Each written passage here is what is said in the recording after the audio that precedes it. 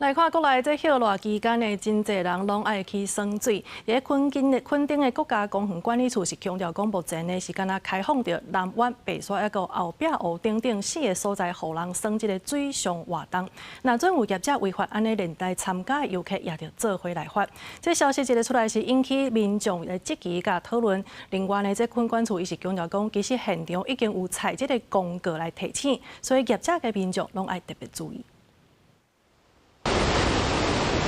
屏东垦丁是真侪旅客歇热会去佚佗的所在，尤其是南湾的水上活动，逐年拢吸引袂少人。毋过，昨垦丁国家公园管理处伫面册答文，表示水上活动只有开放南湾、白沙、后壁湖、甲尊芳泽，无开放小湾海边。根据规定，伫7、8月有开发小湾经营水上奥多巴的业者，嘛提醒游客，耍无合法的活动会开罚。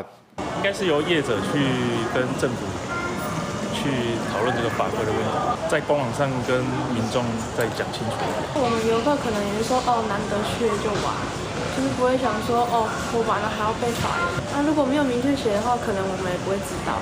垦丁的人数上多，有时袂当伫小湾耍水上活动我想无，我就到处玩，你来就无咧操玩啊。 不过，答文一出来，就引起袂少争议。真侪网友表示，业者违法经营，煞来对游客开罚，游客怎会知影倒位会使营业，倒位袂使？不过，垦管处表示，因伫小湾有徛告示牌啊，明确各地民众甲业者，按照法规，对108年开始，小湾就禁止进行有动力的水上活动，希望大家爱注意，避免受罚。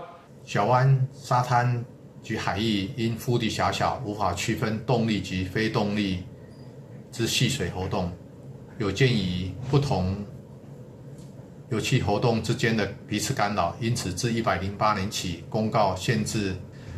目前针对于水上摩托车违法营业的情况，只是针对于营业行为去做处罚。